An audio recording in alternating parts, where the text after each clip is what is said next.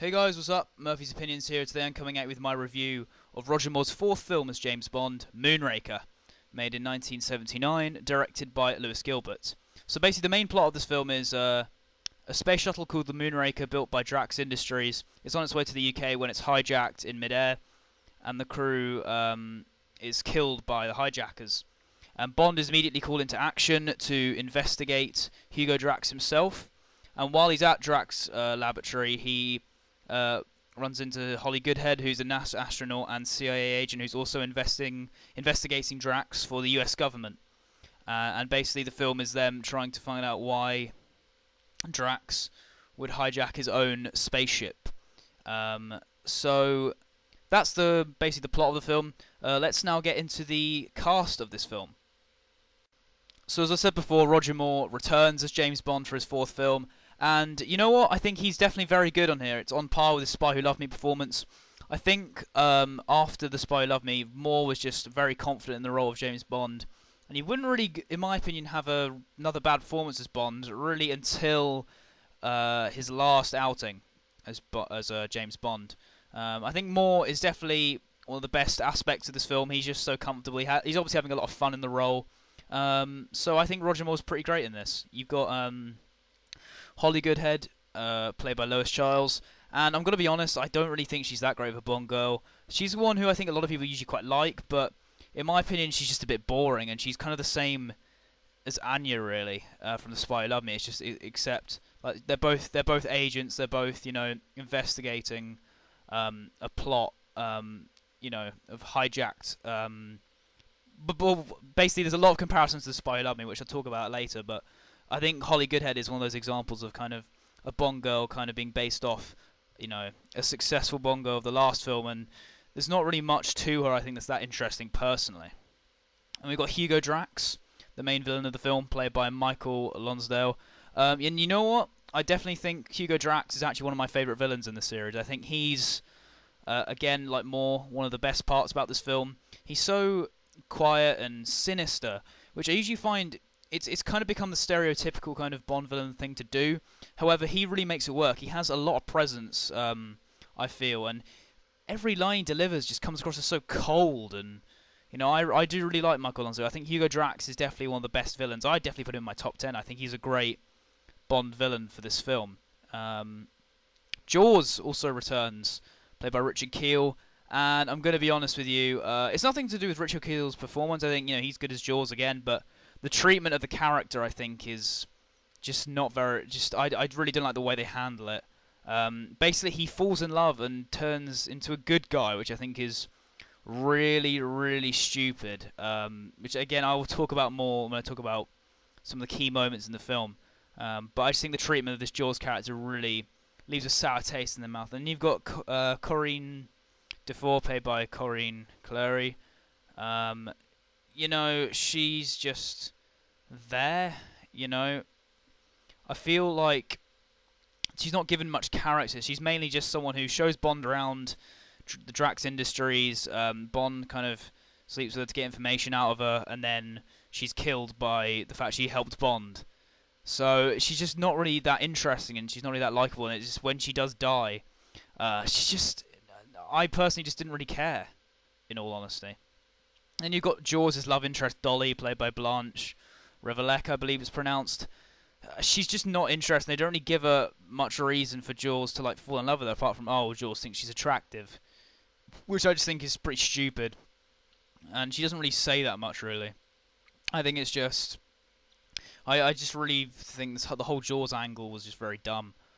You've then got, obviously the MI6 regulars, so you've got, M, played by Bernard Lee, which sadly is his last film, and I'll explain that in my next review of For Your Eyes Only. But again, Bernard Lee is someone who I always thought was great as M.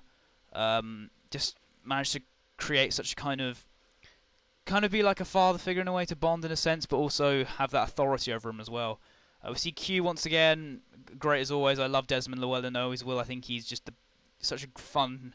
Q's just such a fun character, and he's just he's so likable and lovable. Moneypenny as well. I always thought the kind of chemistry between her and, the chemistry between her and Moore was a bit iffy. Like, it just wasn't as good as Lazenby and Maxwell or Connery and Maxwell, in my opinion. But it's nothing on Lois Maxwell's performance. I think she's still very good, but just it never quite clicked as well with Moore, I think. And then obviously you've got the score of the film, which is done by John Barry once again. And you know what? It's another pretty good score, actually. I really do like this score. I feel the actual main title song, Moonraker by Shirley Bassey, I'd say it's Shirley Bassey's weakest of her 3 songs that she did for the James Bond series. It's not a terrible song, but I definitely say it's not one of my favourites. It's definitely near the bottom.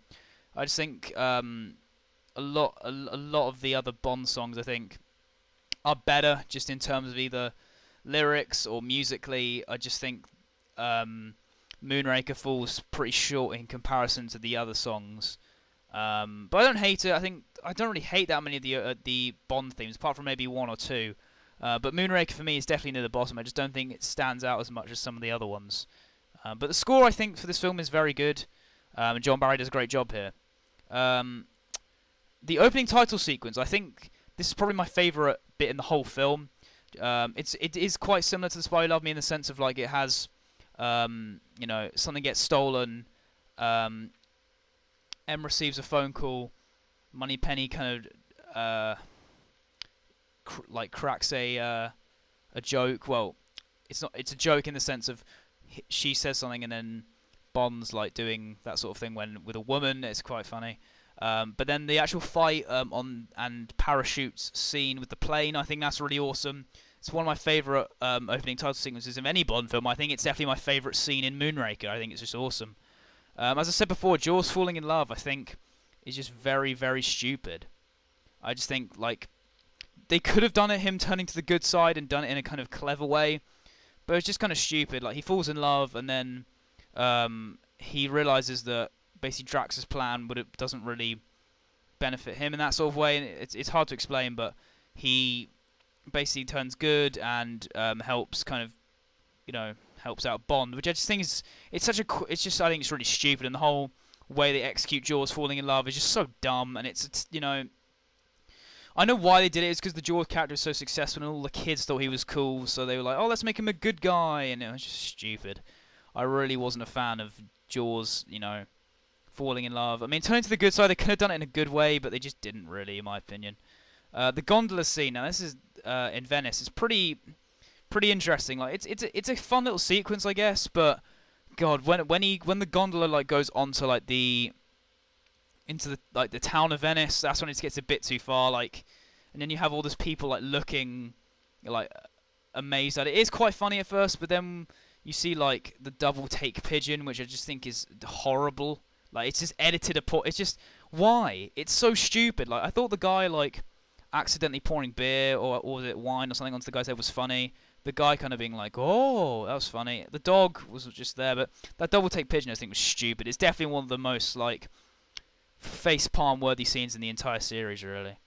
But one thing I will say about Moonraker is the effects of it are very good. Like, it's definitely one of the most, and the sets were really nice. It's definitely in terms of like effects and stuff, it's one of the most, especially at that time, it was one of the one of the best kind of effects in that sense.